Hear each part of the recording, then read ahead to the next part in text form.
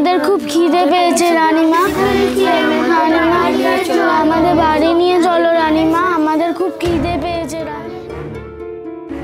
কাঁদিস না বাবা, তোদের মা বাবা এসে তোদের এখান থেকে নিয়ে যাবে, কেমন? অসম্ভব। দেবী চৌধুরানী ধরা না দিলে কোনো বাচ্চাকে ছাড়া যাবে না। এই বাচ্চারা আমার সন্তান সন্তান, আপনি দয়া করে এদের ছেড়ে দিন।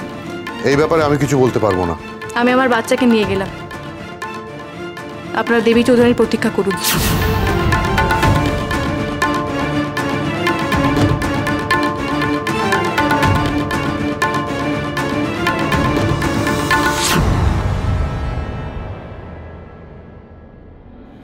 মা মা মা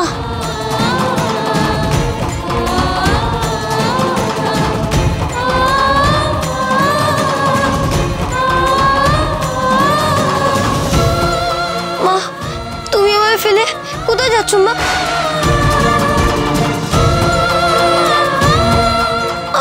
আমায় ফেলে যেও না মা, আমায় যেও না। চল বাবা বাড়ি চল। আহারে একেবারে মুখটা শুকিয়ে গেছে। এটা কি মস্করা হচ্ছে নাকি?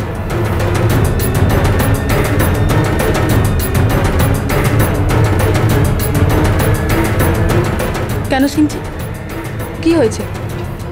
কোণে দাঁড়িয়ে আপনার ছেলে আপনাকে মা মা বলে ডেকে যাচ্ছে, আর আপনি তার বদলে কাকে নিয়ে বাড়িতে যাচ্ছেন? হ্যাঁ, আপনি আবার ভুল করলেন সিংজি। এরা সবাই আমাকে মা বলে ডাকে, তার মানে এরা সবাই আমার সন্তান তা তো নয়।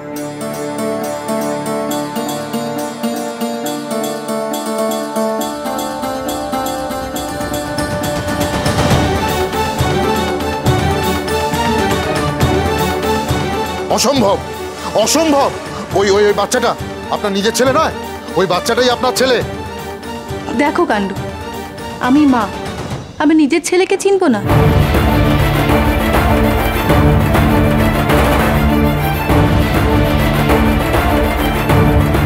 এবার কি মাকে তার ছেলেকে চেনাবেন আপনারা?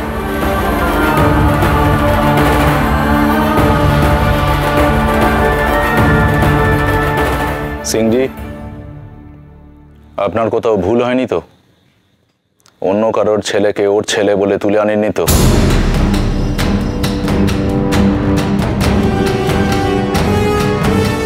কি বলছেন সাহেব? এই ছেলেটা, এই একরত্তি ছেলেটা আজ সকালে আমাকে যে অপমান করেছে, সারা জীবন আমি ওকে ভুলতে পারবো না। আর তাছাড়া আমি এই গ্রামেরই লোক, এখানেই থাকি, জমিদার বাড়ির ছেলেকে চিনবো না? আবার নতুন কি খেলা শুরু করলেন বলুন তো?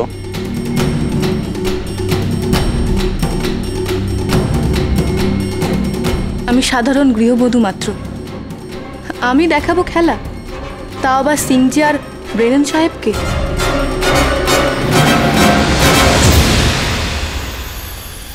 সাহেব, আমি কেবল আমার ছেলেকে নিয়ে যেতে চাই, ব্যাস, আর কিচ্ছু না। সাহেব, সাহেব আমি আপনাকে বলে দিচ্ছি, এটা ওর নতুন কোনো চাল। এই ধুরন্ধর মহিলা আমাদের আবার ধোঁকা দিতে চাইছে। আপনি আপনি ওর ফাঁদে পা দেবেন না, আমি বলছি এটাই ওর ছেলে।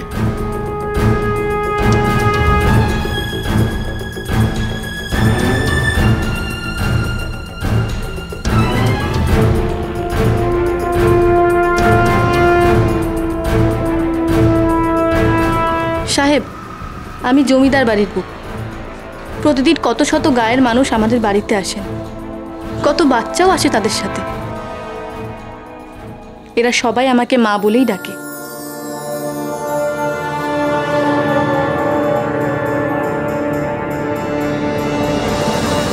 এমনি কোনোদিন কোনো বাচ্চা হয়তো আমাকে মা বলে ডাকছে, আর তাই দেখে সিংজি হয়তো ভ্রান্ত ধারণা করেছেন। না সাহেব, ওই বাচ্চাটা আমার নিজের ছেলে নয়।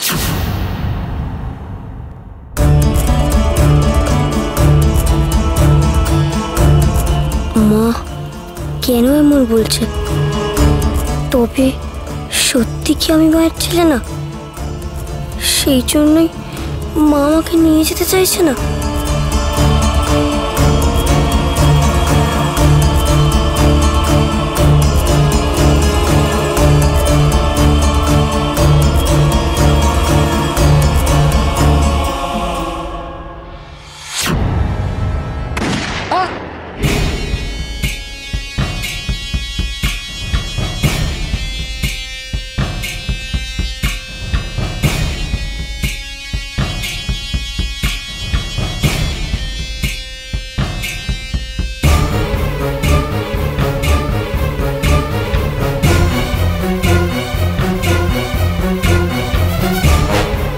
আজকে সকালে আমি একজন সিপাহীকে গুলি করে মেরেছি, আর সেটা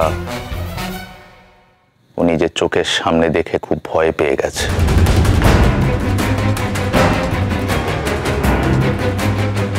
জানেন, আমার মনে হয় না সারা জীবনে এই ভয়ও কাটিয়ে উঠতে পারবে। এছাড়া এই ভয়ের বোঝা সারা জীবন ওকে ঘাড়ে নিয়ে বইতে হবে।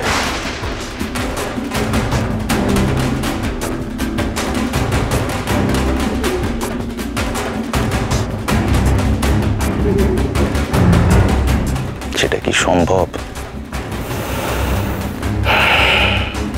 তার চেয়ে বরং আমি এক কাজ করি, চিরকালের মতো ওর মুক্তির ব্যবস্থা করে দিই।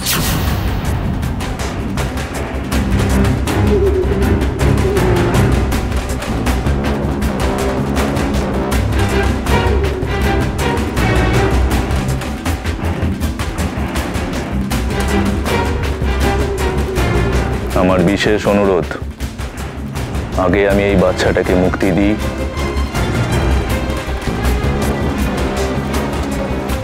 তারপর আপনি আপনার বাচ্চাকে নিয়ে যাবেন।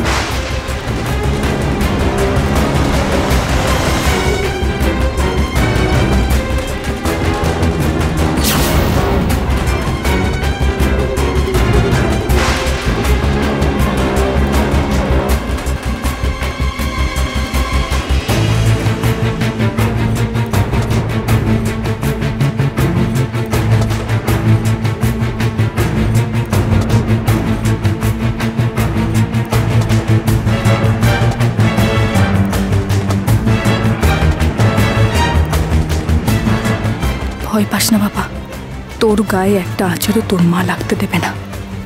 এটা একটা বেড়া, এই বেড়া টপকাতে পারলেই আমাদের এই দুষ্টু লোকদের হাত থেকে মুক্তি মিলবে। সাহেব, আপনার মা এসেছেন, আপনার সাথে দেখা করবেন।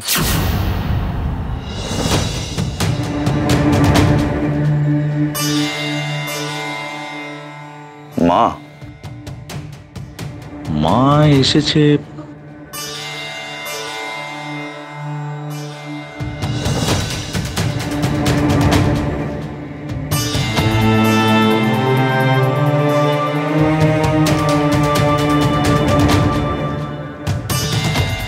আশ্চর্য, সাহেবের মা বাঙালি হন কি করে?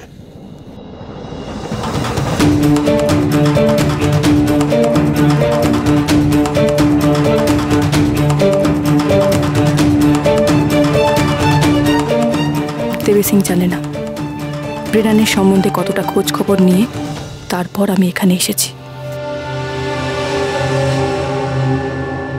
তুই কোথায় হারিয়ে গেলি? তুই কোথায় ভাই? তোর সাথে কত খেলা আছে, কত গল্প করব। ও, তুই সেদিন জিজ্ঞাসা করছিলিস না আমার নাম ময়না কেন? তোকে তো বলাই হলো না আমাদের দিদিমায়ের নাম ময়না, সেই জন্য মা আমার নামও ময়না রেখেছে। তোকে আমার ভাগের আচারটাও দিয়ে দেবো ভাই, তুই শুধু ফিরে আয়, তোকে আমার সব খেলনা দিয়ে দেবো। ফিরে আয়, ফিরে আয় ভাই, ফিরে আয়।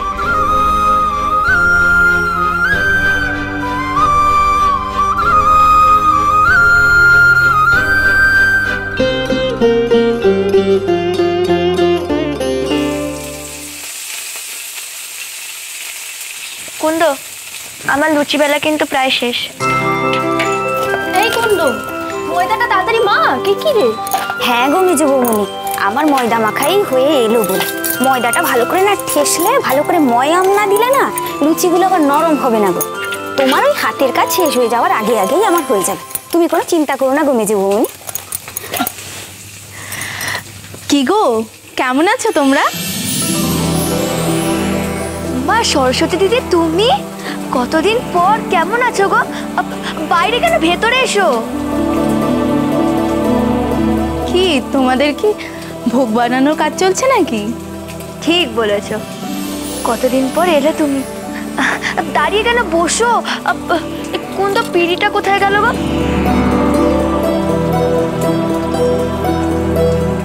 কি কথা যে বলো না গো ছোট বৌমনি, ভরা পুয়াতি আবার পিড়িতে বসতে পারে নাকি? নাও নাও, এতে বসো।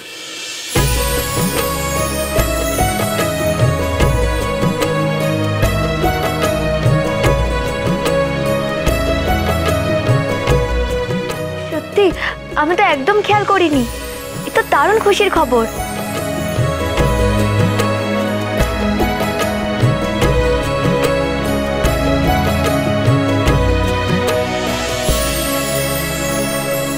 মেজো বৌদি, কেমন আছো তুমি?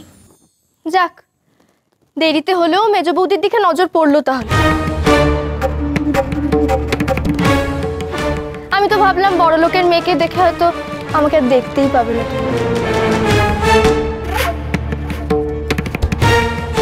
এমন করে বলছো কেন মেজো বৌদি? ছোট বৌদি আগে কথা বললো তাই আমি বললাম। আর তাছাড়া আমি তো এখানে এসেছি তোমাদের সবার সাথে দেখা করতে। তা পুজোর বাড়ি এরকম ফাঁকা ফাঁকা কেন? বড় বৌদি, বীরু, ওরা সবাই কোথায়? আর কোথায়, ওই বদমাইশ দেবী সিং আমাদের বীরুকে তুলে নিয়ে কুঠিতে চলে গেছে। প্রফুল্ল দিদি ছাড়িয়ে আনতে গেছে। প্রথমে বিপদে ঠেলে দিয়ে তারপর নিজেই ছাড়াতে যায়। ঢং দেখে আর বাঁচিনি। এইসব তুমি কি বলছো মেজো বৌদি? আমি তো কিছুই বুঝতে পারছি না। বুঝতে কি আর আমরা পারছি গো? ঘরের এমন বউ কেউ কখনো দেখেছে, যার জন্য বাড়িতে সেপাই আসে, ডাকাত পড়ে বাড়িতে, যাকে ইংরেজ সাহেবরা কুটিতে নিয়ে যাওয়ার হুমকি দেয়? দেখেছে? কি বলছো তুমি এসব? তবে আর বলছি, চোর ডাকাতকে বাড়ির বউ করে তুললে তো এমনটাই হবে বল। মেজদি, তোমার ভাষায় তোমার বুদ্ধি আর শিক্ষার পরিচয় উঠে আসে। কি বললে? যত বড় মুখটা তত বড় কথা। আমি কি ভুল বললাম?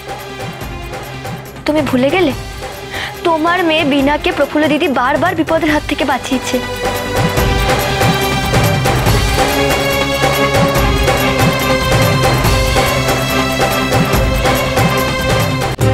ভুলে গেলে প্রফুল্ল দিদির 2 সন্তান হবার পরও সে বিনাকে তার নিজের মেয়ের মতনই স্নেহ করে।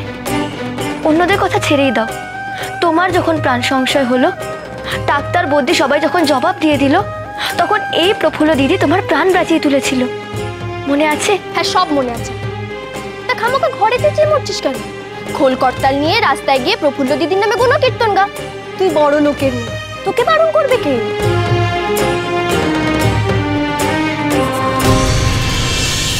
ও মা, নয়ন, নয়ন, মা গো, দেখিলে তোর মুখটা?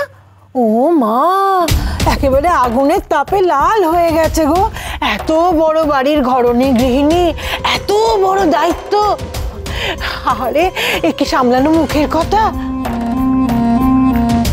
তা কুন্দ, সাগর, তোমরা তো ওকে একটু জিরোতে দিতে পারতে। আমরা জিরোলাম কোথায়? আমরাও তো কাজই করছিলাম। সরস্বতী দিদি অনেকদিন পর এসেছে, তাই একটু কথা বলছিলাম।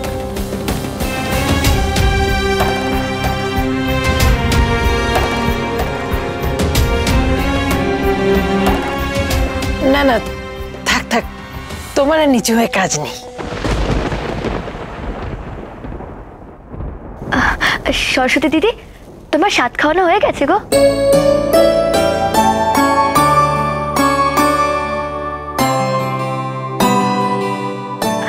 তাহলে আমরা তোমার সাথ খাওয়াবো।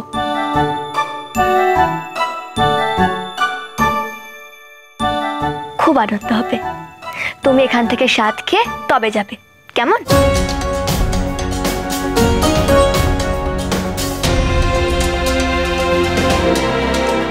বুঝলে মা, এ বাড়িতে না আদিক খেতে চলে খুব। কে না কে এসে জুটলো, তার গলায় জড়িয়ে একেবারে আদিক খেতে শুরু হয়ে গেল।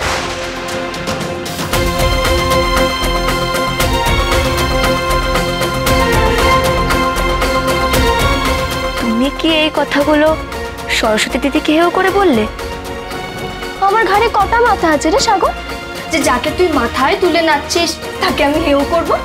না বল, ওসব হেও টেও আমি করছি, আমি এমনি কথাটা বললাম। না, তুমি এমনি বলনি। এতদিন পর সরস্বতী দিদি এই বাড়িতে এলো।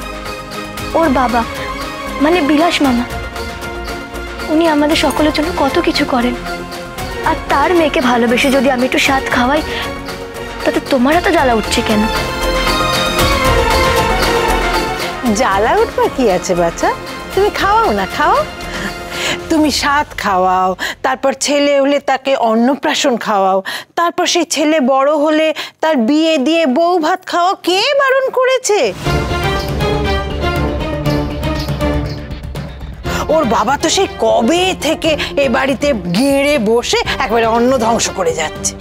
এরপর মেয়ের স্বাদ খাবে, তারপরে তার বাচ্চা বিয়োবে, তারপর এ বাড়িতে একেবারে থেকেই যাবে।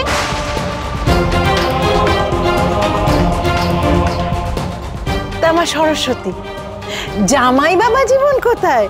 সে আর অত দূরে পড়ে আছে কেন? তাকেও এখানে ডেকে নাও, সবাই মিলে এ বাড়ির অন্ন ধ্বংস করো। এ বাড়িটাকে একেবারে ধর্মশালা বানিয়ে ছাড়ো। একটা জিনিস দেখেছিস নয়ন, একটা মজার ব্যাপার লক্ষ্য করেছিস? এ বাড়িতে যে একবার পা রাখে সে আর এ বাড়ি থেকে বেরোতে চায় না।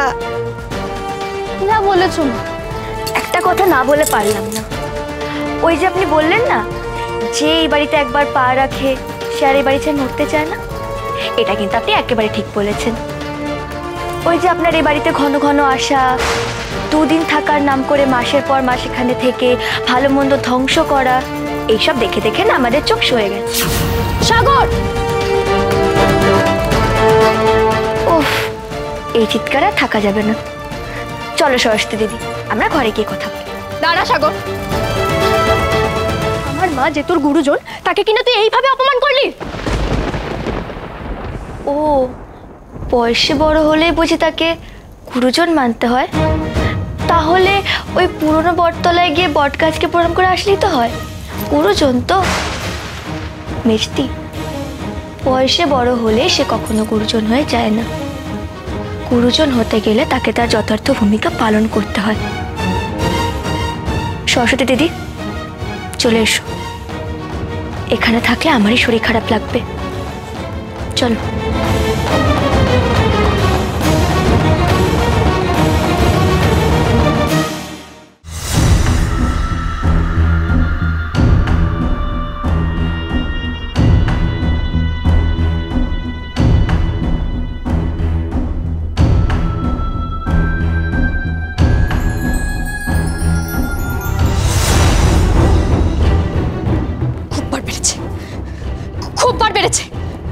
আমি জানি এই সব কিছুর মূলে ওই প্রফুল্ল প্রশ্রয় দিয়ে দিয়ে ওদেরকে এরকম মাথায় তুলে ফেলেছে।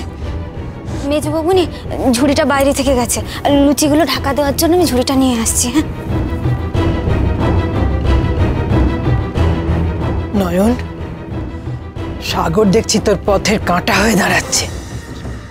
ওই কাঁটাকে উপড়ে ফেলতে হবে, উপড়ে ফেলতেই হবে। সবুর কর নয়ন, সবুর কর। দাওয়াই তৈরি হচ্ছে। যে সে দাওয়াই নয়, রীতিমতো এক ঘায়ে শেষ করে দেওয়ার দায়। কি বলছো তুমি মা? আমার তো খুশিতে লাফাতে ইচ্ছে করছে। দেখতে থাক নয়ন, দেখতে থাক।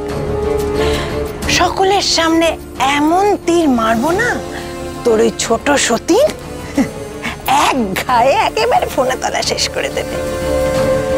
সবাইয়ের সামনে, সবাই দেখতে পাবে, বুঝতে পারবে, কিন্তু কিচ্ছুটি বলতে পারবে না।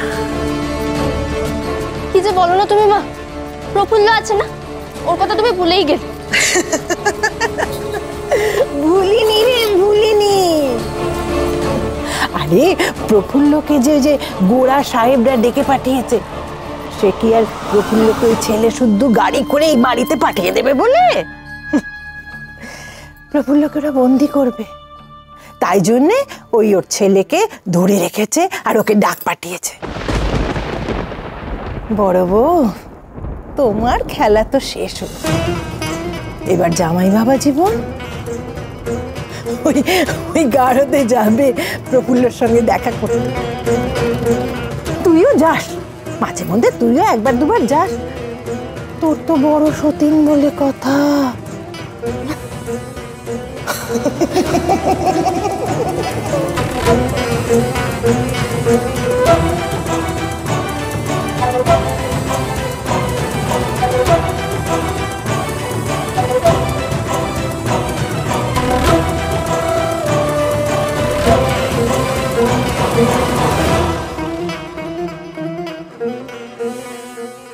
মা, বাবা শিগগির চল এখান থেকে, তাড়াতাড়ি চল। না, তুমি আমাকে ধরবে না।